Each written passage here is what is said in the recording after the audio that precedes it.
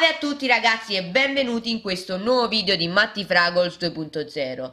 Oggi analizzeremo una nuova trilogia legata appunto ai popoli del mare, Shardana parte 4.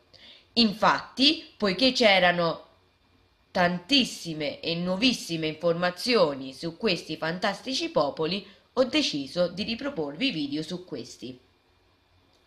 In particolare vedremo le avanguardie dei sardi nuragici, ovvero tutte quelle cose che hanno reso questa popolazione la più antica e la più avanzata del Mediterraneo dell'età del bronzo. La prima che salta all'occhio è appunto la navigazione. Infatti, qualsiasi popolo del mondo che voglia commerciare o colonizzare altri territori ha bisogno di una nave. E anche se la cosa sembra tanto ovvia, secondo gli archeologhi tradizionali non va bene. Noi invece sappiamo che con le oltre 150 navicelle bronzee ritrovate nei siti nuragici con datazione inquadrata a partire dall'undicesimo fino al VII secolo a.C., mostriamo chiara e indubbia testimonianza dell'esistenza di un'attività di marineria dotata di navigli complessi. L'ipotesi degli archeologhi dice che queste navicelle non siano altro che lucerne dotate di manico che casualmente copiano le navi fenicie che sbarcavano in quel periodo in Sardegna. Secondo me non può esistere questa ipotesi, non ha proprio fondamenta storiche. Infatti in Sardegna, l'ho detto già dal primo video, i Fenici arrivarono dopo di questa datazione. Possiamo collegarci non agli Shardana più potenti, perché infatti in quel periodo erano in piena crisi, ma con la mia teoria si spiega anche questo. Infatti venivano utilizzate come oggetti di culto, per ricordo di gesta antiche, come per i giganti di Monteprama, e osservandole si notano dei particolari che rimandano una buona conoscenza della carpenteria navale. Quindi non ci sono dubbi, i sardi navigavano. Vediamo adesso il loro funzionamento e le tecniche molto avanzate di navigazione. Qui a sinistra vedete la ricostruzione di una nave tipicamente sarda. La prua e la poppa erano appunto adatte a solcare tutti i tipi di mari. E adesso lo andiamo anche a vedere nelle caratteristiche.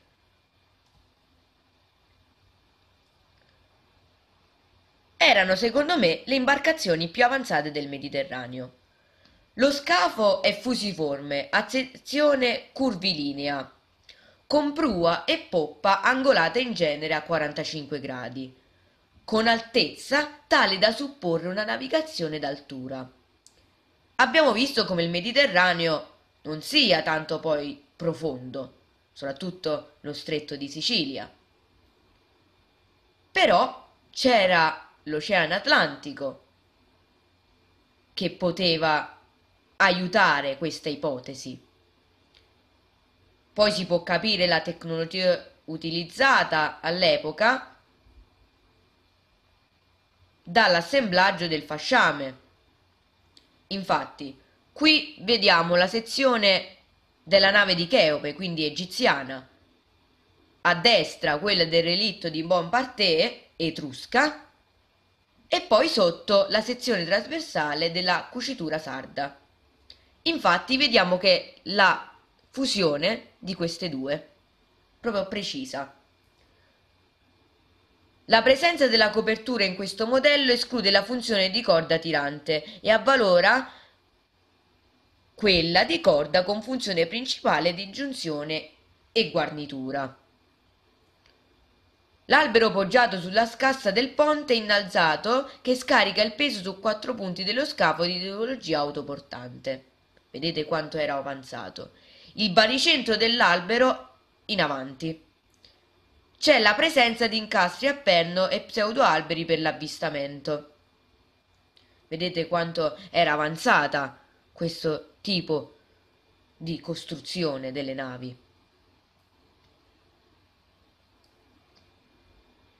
Adesso però vediamo un piccolo particolare che però rende l'idea dell'avanzatezza di questi popoli.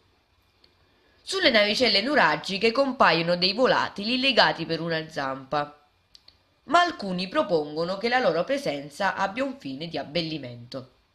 Nulla di più sbagliato. Quei volatili non sono altro che piccioni.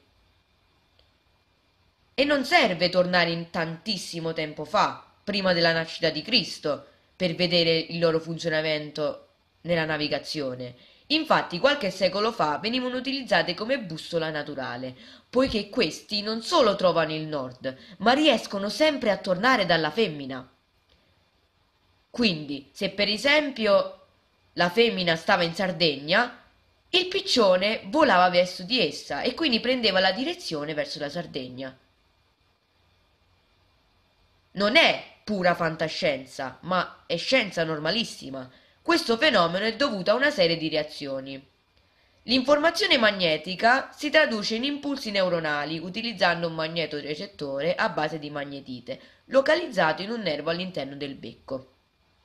I sardi furono i primi a conoscere questo segreto, poiché in nessun'altra civiltà del Mediterraneo si ritrova lo stesso tipo di conoscenza, nemmeno nei loro cari amici fenici, che tanto amici non erano. Inoltre, molti reperti tradizionali suggeriscono che le navicelle nuragiche siano più simili a quelle etrusche che a quelle fenicie. Ma qui c'è un legame particolare tra etruschi e sardi, come anche altre popolazioni del mare. Però questo vi lascio la suspense, lo scopriremo nel terzo episodio di questa seconda trilogia. Sfalsiamo quindi il mito secondo il quale i nuragici sarebbero stati dei primitivi che ricopiavano le navi fenicie senza sapere né parlare né scrivere. Questo ci insegna a osservare i particolari e non arrivare a conclusioni senza aver ben applicato il metodo scientifico sperimentale che i sardi all'epoca utilizzavano in un modo ottimale. La columba Livia, eccola qui, la vediamo per strada tantissime volte e la sottovalutiamo, mentre i loro antenati, sembra una cosa divertente, hanno servito i fantastici Shardana. Vediamo delle testimonianze che aiutano l'ipotesi della navigazione sarda. Una civiltà talmente avanzata da arrivare a toccare tutti i punti del Mediterraneo, tanto da sviluppare anche i porti, che in giro per la Sardegna non vediamo, ma sono sommersi, e navi molto progredite. C'è lo scrittore Leonardo Melis, ad esempio, che ha trovato sott'acqua un porto del 7000 a.C. E questo ci rimanda alla Tirrenide e ad Atlantide, ma questa è un'altra storia. Svilupparono anche un sistema di ancore, qui la foto, che gli permetteva di approdare facilmente in qualsiasi punto. La cosa più interessante è che sono stati ritrovati numerosi reperti che presuppongono un commercio extra mediterraneo.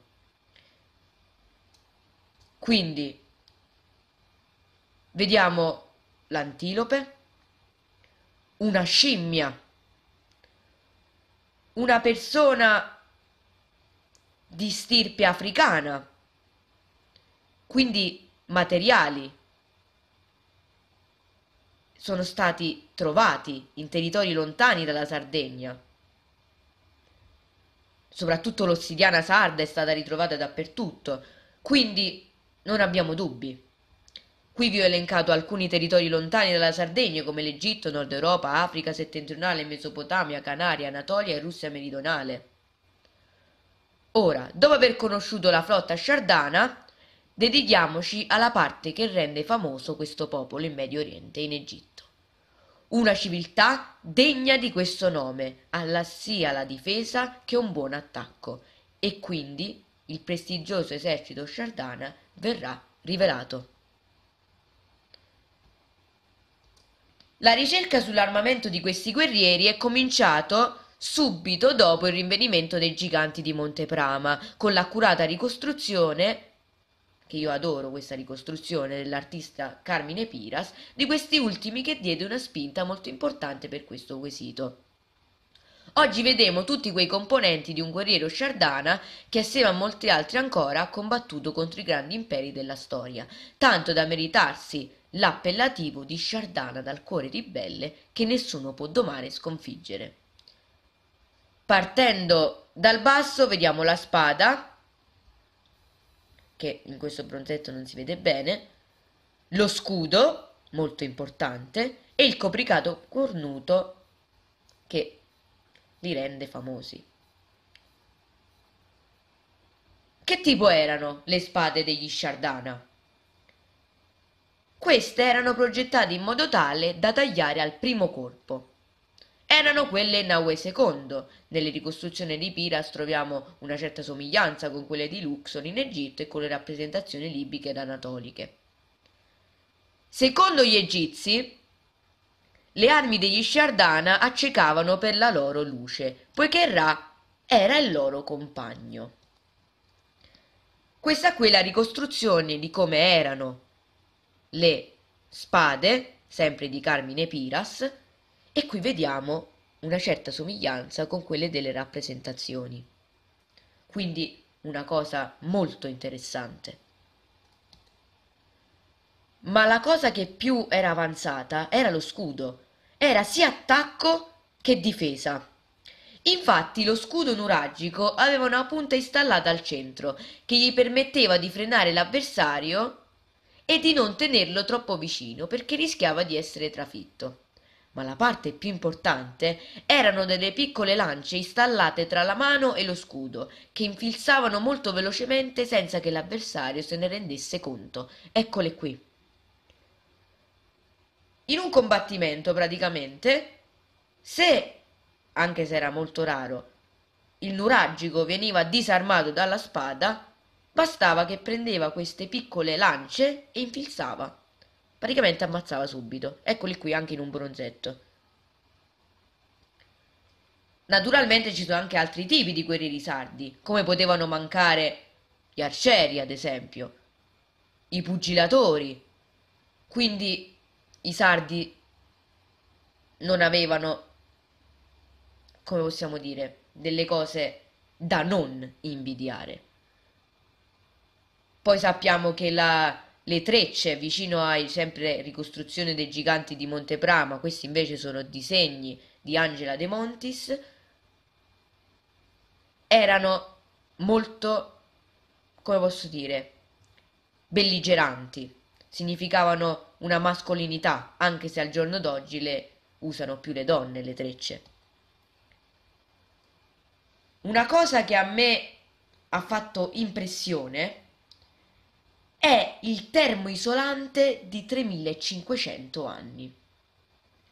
Come potete vedere in queste immagini, dobbiamo vedere come all'interno delle pietre, per unire, ci sia qualche cosa di strano. Infatti, l'analisi dei condotti delle strutture infossate di Sipoi, sempre in Sardegna ovviamente, svela l'uso del sughero e dell'intonaco tra il XV e il XIV secolo avanti Cristo. Sapete cos'è un termoisolante? praticamente è quella cosa che se messa attorno alla casa preserva la temperatura interna da quella interna e quindi serve a tenere più caldi.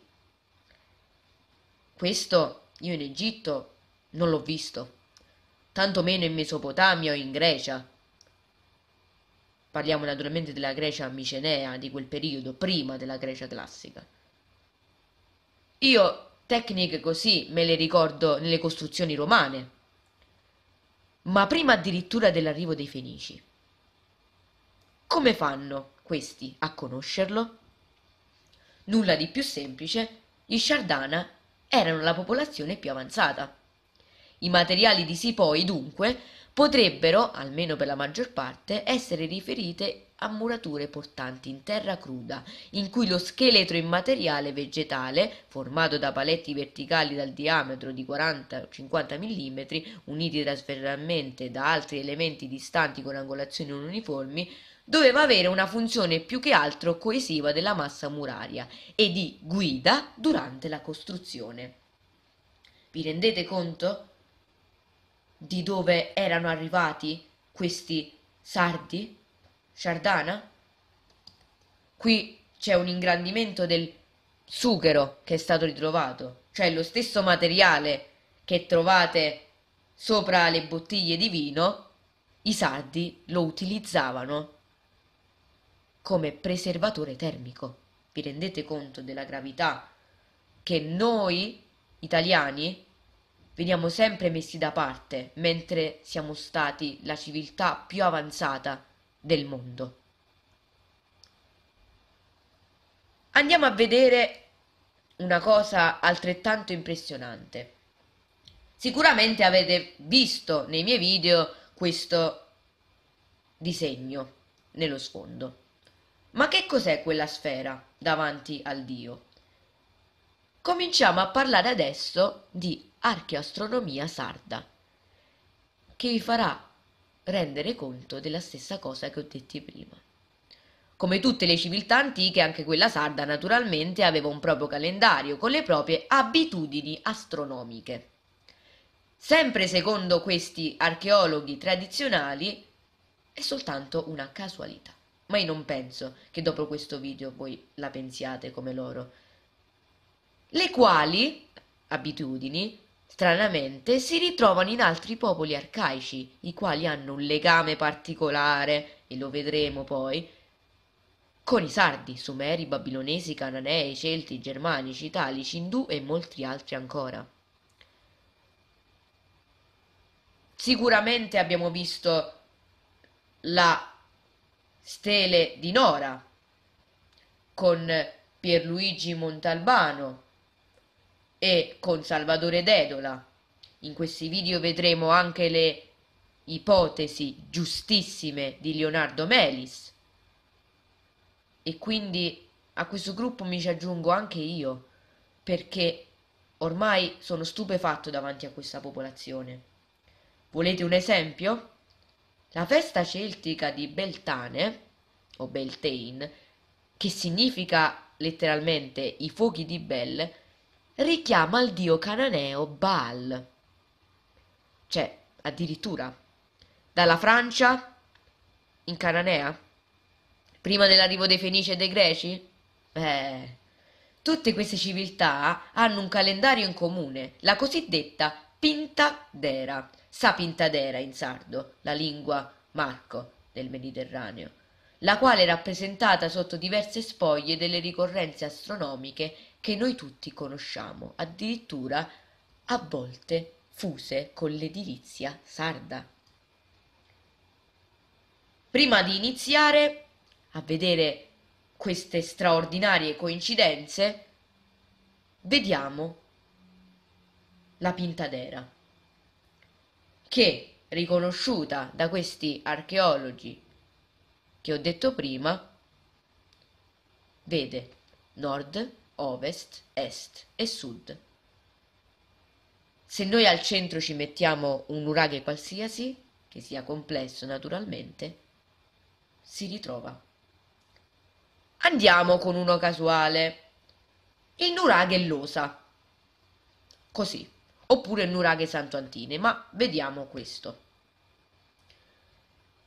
sapete tutti la definizione di solstizio, se no ve la dico io.